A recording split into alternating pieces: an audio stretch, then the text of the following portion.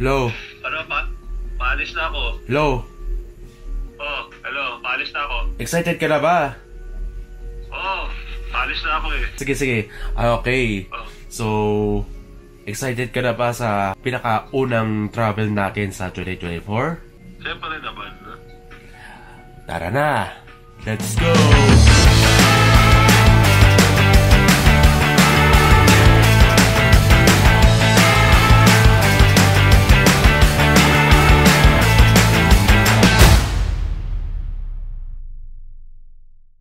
Nakakapagod talaga noong December, ano? Sunod-sunod talaga ang mga kaganapan at dahil na burnout ako, kailangan ko talaga mag-unwind.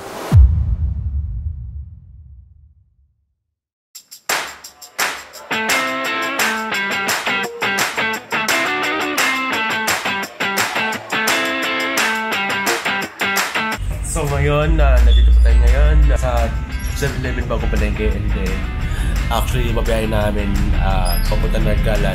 Ang way namin is Patanay dahil kung pupunta kami ng Cubao is medyo matraffic. Kaya usually yung ginagawa namin kapag magbabiyahe kami ng Laguna, doon kami dadaan sa backdoor sa Tanay. Siguro mga ilang jeep kami. Wala kasi diretsong Naggalan, so mga ilang jeep kami makasakay. Mag-aamusan muna kami dahil wala pa yung laman dyan namin. Unang travel ng 2024 dahil marami kaming pinagdaanan, kailangan namin mag-unwind. Tara at samahan nyo kami!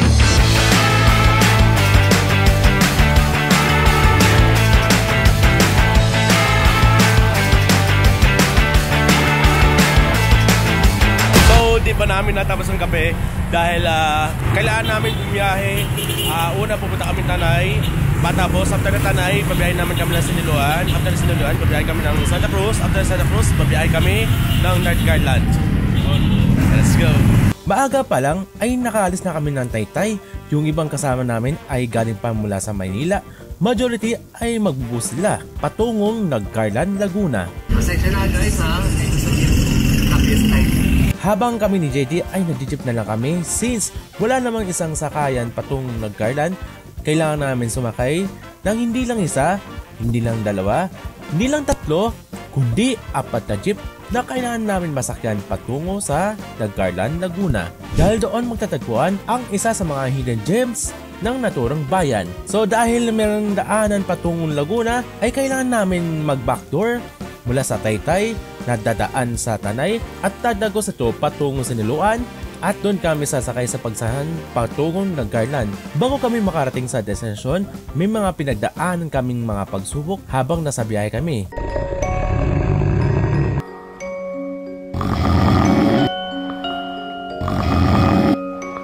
Unang jeep na sinakyan namin ay biyaheng Tanay. So, nandito po tayo ngayon sa Tanay Terminal at dito kami sasakay patungong Siniloan. So, pangalawang jeep namin sasakyan namin. Pero kailangan masaya talaga tayo kapag commute ka lang or solo travel. Pero di ba ako solo travel? Kasama ko lang yung videographer yung nag-video sa akin.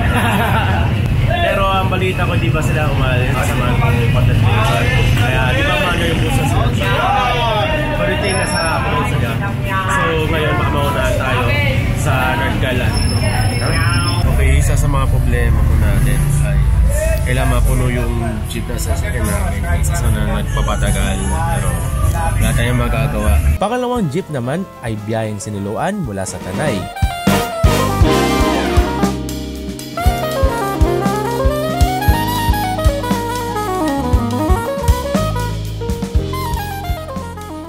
Pangatlong jeep naman ay patungo naman sa bayan ng Pagsanhan at doon kami bababa. Sakay ito ba dyan sa Naggalan?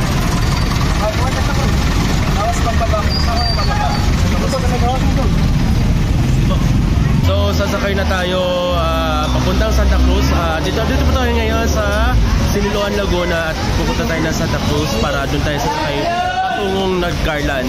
As of this moment, mga kasama nating content creators ay nasa bandang SLEX. And ang balita ko ay hinikot lang daw yung bus labas sa isang Magallanes exit dahil baw daw ang provincial bus sa EDSA.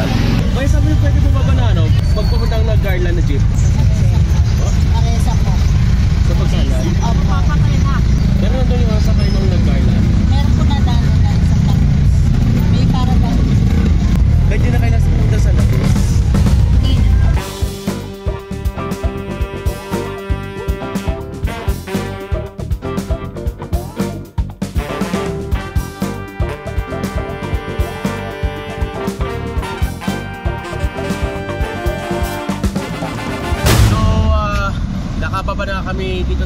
ng Laguna, pero malapit ito sa boundary ng Santa Cruz.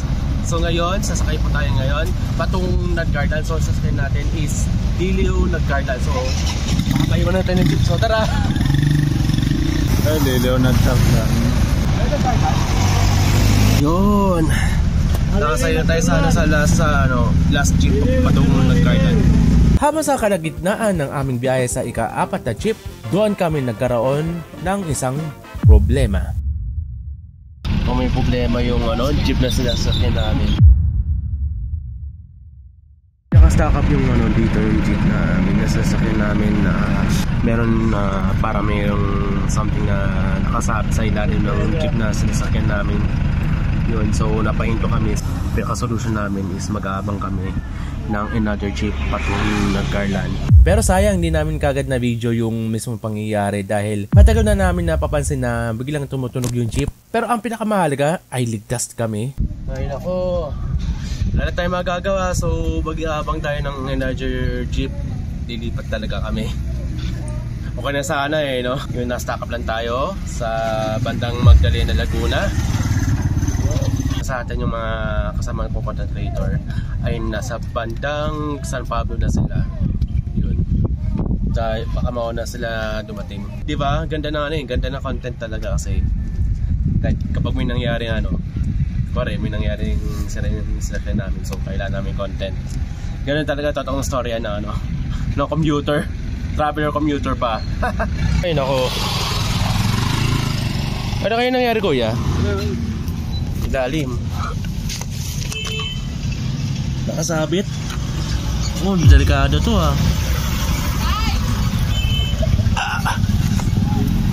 Halos kalating oras kami naghintay, dumating na nga ang isang jeep ng biyahe ng Nagcarlan. Medyo madalang daw ang jeep na bumabiyahe patungo sa bayan ng Nagcarlan. Sama ka sa dyan yung jeep! Nagcarlan, let's go!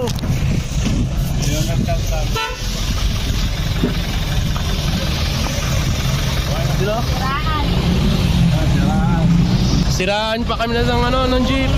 At ayun na nga, nakasakay naman kami. Ano to pare? Ano to? Ganun talaga ang pangyayari. Buti nasama ko sa video. Ilan po yung bagong sakay? Kaya lang, di pa tapos ang problema. Okay, malapit na sila pero actually sakto pa rin ang dating. Yun. Pero kung hindi kami nasira ng jeep, pas mauna kami ni JD. Sakto yung pagdating natin. Pero malapit na sila. Kumbaga sa lubong. Oo. Dahil pagdating namin sa Nagcarlan, akala namin binayaran ng buo yung driver ng jeep. Pero kulang daw kami sa bayad. Pero hinayaan na lang namin kaysa makipagtalo kami. Well, ang mahalaga, makarating kami sa bayan ng Nagcarlan ng ligtas at mapayapa. Hey, Nagcarlan again! Sakto sa pagdating namin, kakarating lang din ng mga kasamaan namin. Siyempre kasama namin ang mga kapwa content creator. Mas Mori! Yo! Ginagawa mo! Kaya sa'yo, Basta! Ginagawa mo! Yun. Ito mo ba? Giniling po. Tapos, tig-dalawang sa kalating kanin. Drinks. Doon kami kumain na tanghalian. Pagkatapos namin kumain, agad naghanap kami ng mga essentials at namamalagi sila para sa lutuin namin mamaya sa isang pupuntahan namin na sinasabi kong pinaka-hidden gem ng bayan ng Nagcarlan. Monica, bakasjonista ka? Ay, hindi. Ikaw rin, naka-jacket ka pa nga Oh. Pagkatapos namin mamili, kailangan maghanap kami ng dalawang tricycle since commute kami dahil bang layo ng pupuntahan namin destination mula sa bayan, abutin ng halos 5 kilometro mula sa National Highway. Sa mga hindi nakakaalam, ang pupuntahan kong lugar kung saan sinasabi nilang isa sa mga hidden gem ng Nagcarlan, Laguna ay ang Yambo Lake. Ang Yambo Lake ay isa sa mga 7 lawa sa bayan ng San Pablo, pero ang Yambo Lake ay sakop ng 2 bayan, ang bayan ng San Pablo at bayan ng Nagcarlan. Pero dito kami sa mismong Nagcarlan side na aming tutuluyan kung saan sakop ito ng naturang bayan. At ito daw ay madalas pinupuntahan ng mga locals at syempre pinupuntahan din ng mga ibang turista. So ayun na nga, nakarating kami sa Yambo Lake. Kaagad nagtayo kami ng tent at nakabeso sa mismong lawa. Automatic. Automatic? Sabi lang yun, mas maganda yung ano ko eh. Kailan? Sa pangalan ni 110. Automatic ah. Parang gano'n naman. Hindi nagtagal, kaagad tumapisaw kami para matanggal namin ang stress at ramdam na ramdam ang nature. Oh, mga kagilagids, alam nyo na ako saan nagpupunta si Gideon ha, pag free time niya. Oh, ayan ha. Nasa Yambo Lake kami ngayon talaga. Oh, gumagala kami. Kasi pagod sigid sa buong taon eh. Kaya bumabaho yung kagilagids natin. Oh. Dahil sobrang pagod kami sa mga kaganapan noong bago magpalit ng taon, talagang gusto namin ma-release ang aming mga stress namin sa buhay. Kaya kailangan talaga ma-enjoy. Hindi puro trabaho o negosyo na inisip namin dahil sobrang hirap talaga kapag nagkaroon talaga ng burnout. Kaya chill muna at mag-enjoy. Pagsapit ng gabi, isa sa mga narasan namin ay ang bonfire. Lalagablab mong liwanag, hindi ko mapigilan at mapatanong sa sarili kung bakit bigla na lang nagningas. Mga tao nagtatanong kung bakit nagsisimulang uminit mga damdamin kung kani-kanino inaalay pero minsan nagbabago. Masakit talaga minsan na isipin nagmahal din tayo pero kinalimutan tayo ng tao. Kaya yung pagmamahal, wag na nating ibaling sa sarili muna. Kasi ang sakit pag nalaman mo yung taong minahal mo nagmahal na ng iba. Nung paulit-ulit na lang yung salitang nagniningas yung damdamin mo sa kanya pero pinapatay niyang unti-unti, masakit, di ba? Pero masakit talaga.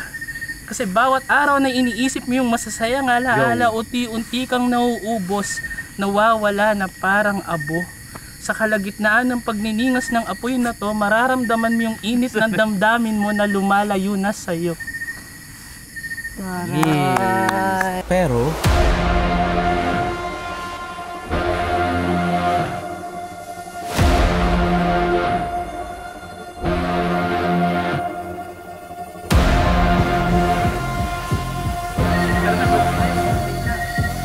Sigurado ka ba? Ba't ako wala? Wala rin nga, may legit. Ay, ano nga ron? Bakit sa Facebook yun?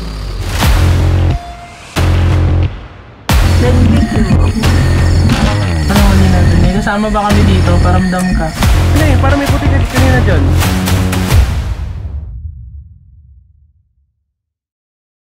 patulog na kami pero hindi pa kami nauubusan ng kwentuhan. Banglamig dito sa Yambo Lake kaya ang sarap matulog nito. Kung tutuusin, first time sa buhay ko na sa tent na ako natutulog. Okay, matutulog na kami. So, bukas maaga, refresh na naman tayo. Let's go. So, see you tomorrow morning. Patay mo na yung gitsong ano? Ilaw? Sige. Para patay niya. Patay mo na. Si JD naman sumagot eh. Si JD sumagot. JD! Hindi. Di ikaw yun ha? Hindi ako masyadong matulog. Good night mga gilagids! Patay na.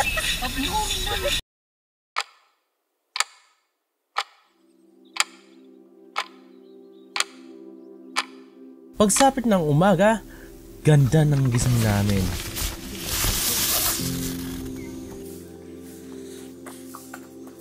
Sa paggising namin, mabubugan sa amin ang magagandang ambience ng Yambo Lake. Maganda talaga sa feeling kapag nature lover ka. Tanggal talaga ang stress, tanggal ang burnout, yung pilit na gustong alisin sa aming katawan. Talagang maganda inilikha ng Diyos yung ganitong scenery. Para mas buhayin ang aming diwa, sinulit namin ang mga natitirang oras dito sa Yambo Lake. Yung pula ba dito? Wala. Meron may pantal. Pero hindi masyado. Pantal. Parang kinagat ka ng ano. Kinagat ka ni JD. Parang partially. Ay, vampira. Hindi ko alam kung saan galing to. Ito, Langoy. Langoy? Kim.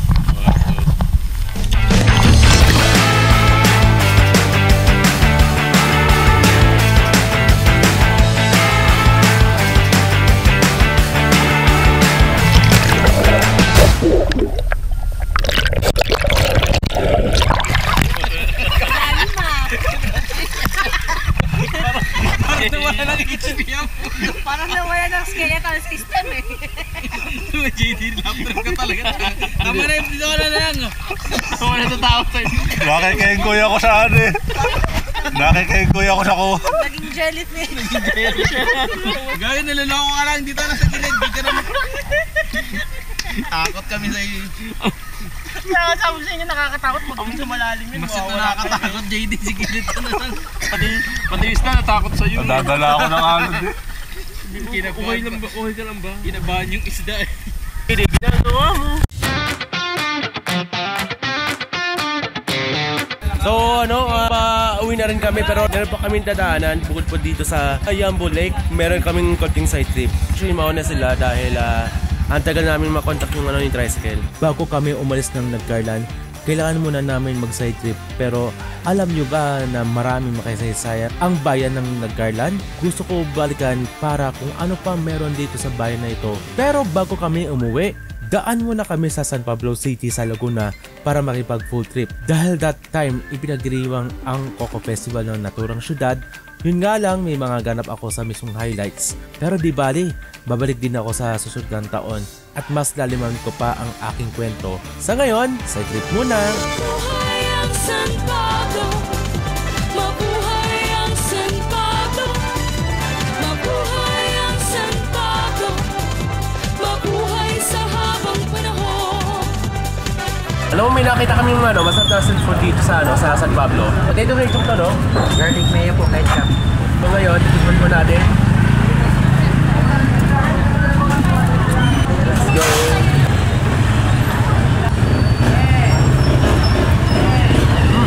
Sarap!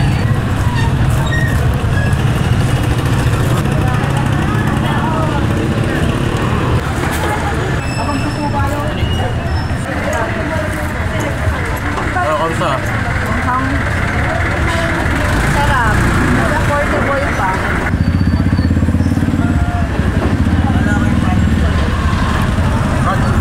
So mga lagis, ito na nga, pauwi na rin kami. Nag-budget pa kami and then nag-konting pahinga. Yun, so kailan namin umuwi? Kakasimula pa lang ang 2024. Marami pa akong marating.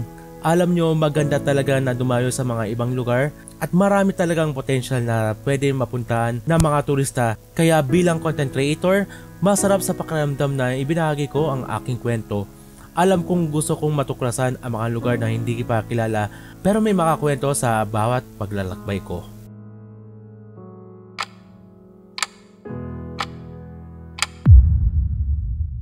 Sa susunod ng aking kwento, pupuntahan namin ang pinakamalit na bayan sa lalawigan ng Tarlac kung saan namumuno ang magandang mayor na sumikat sa social media at ito na yata ang pinaka-achievement ko as a content creator na ma-interview ko siya sa personal. Hello mga gilagids! Hello!